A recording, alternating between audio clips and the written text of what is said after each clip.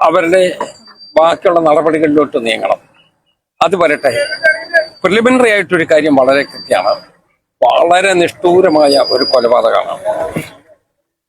ചില ആയുധങ്ങളും അതിനകത്തുണ്ട്. അതെന്താണെന്നുള്ളത് ഇൻവെസ്റ്റിഗേഷനിലൂടെ തന്നെ വരട്ടെ. അതുകൊണ്ട് ഞാൻ അതിനെക്കുറിച്ചൊന്നും കമന്റ് ചെയ്യുന്നതേ ഇല്ല.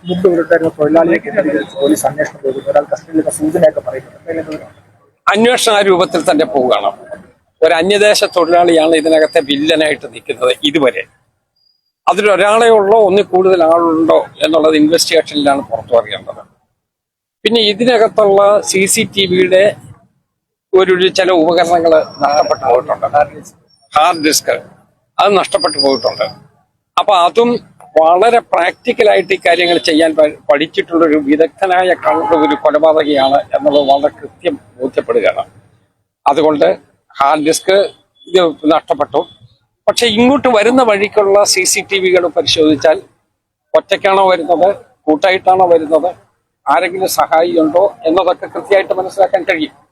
അത് ഇൻവെസ്റ്റിഗേഷനിൽ പോലീസ് നോക്കിക്കൊണ്ടേയിരിക്കുകയാണ്. അതല്ല, എനിക്ക് ഒരു അഭ്യർത്ഥനയുള്ളത്, നമ്മുടെ ഈ സമൂഹത്തിലുള്ള മുഴുവൻ ആളുകളും ഈ കാര്യത്തിൽ ഇൻവെസ്റ്റിഗേഷനെ സഹായിക്കത്തക്ക വിധത്തിൽ നിൽക്കണം. കാരണം ഇത് വളരെ സമാധാനകാംക്ഷികളായിട്ടുള്ള ആളുകൾ ജീവിക്കുന്ന ഒരു പ്രദേശമാണ്. നിഷ്ഠൂരമായി ഈ സംഭവം ഈ നാടിനെ നടുക്കിയിരിക്കുകയാണ്. അതിന്റെ ഉത്തരവാദികളെ കണ്ടെത്തിയേ മതിയാവൂ. അതുകൊണ്ടാണ് ഇൻവെസ്റ്റിഗേഷന്റെ മുൻപന്തിയിൽ നിൽക്കേണ്ട പോലീസ് അവർക്ക് എന്ത് സഹായം വേണമെങ്കിലും ഞങ്ങൾ നാട്ടുകാർ എന്നുള്ള നിലയിൽ ചെയ്തു കൊടുക്കും. അതേസമയം നമുക്ക് അതിന്റെ ഉത്തരവാദികളെ കണ്ടുപിടിക്കുന്നതിന് വേണ്ടിയുള്ള നടപടിയുണ്ടാകും.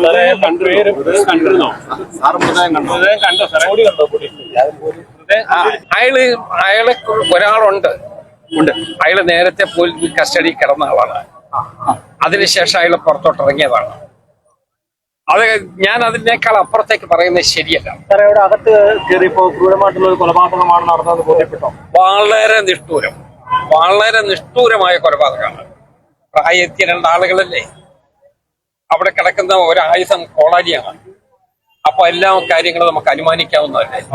ഞാൻ ആ വിശദാംശങ്ങളിലേക്ക് പോകുന്നില്ല. കാരണം ഇൻവെസ്റ്റിഗേറ്റിംഗ് ഏജൻസിയാണ് ആ കാര്യത്തിനകത്ത് കൂടുതൽ ശ്രദ്ധയോടുകൂടി മുന്നോട്ട് പോകേണ്ടത്.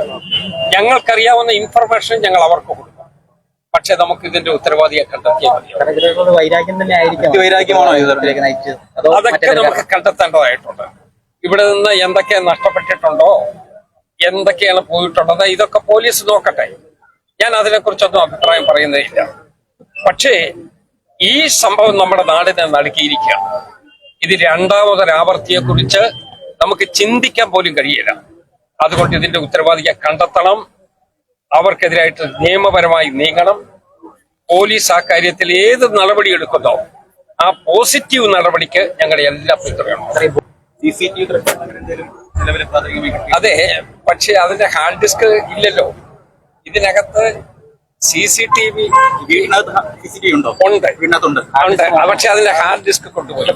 അതിന്റെ അർത്ഥം ഈ വീടിനെ കുറിച്ച് കൃത്യമായിട്ട് അറിയാവുന്ന ആളാണ് ഇതിന്റെ പിന്നിൽ എന്നുള്ളതിന്റെ ഏറ്റവും വലിയ ഉദാഹരണമാണ്. മാത്രം രണ്ടാമത്തെ കാര്യം, ഇതിനകത്ത് കയറിയപ്പോ പട്ടി കുരച്ചിട്ടില്ല. അതിന്റെ അർത്ഥം പട്ടിക്കും പരിചയമുള്ള ആരും എങ്കിലും ആയിരിക്കാം എന്നാണ് എന്റെ സംശയം.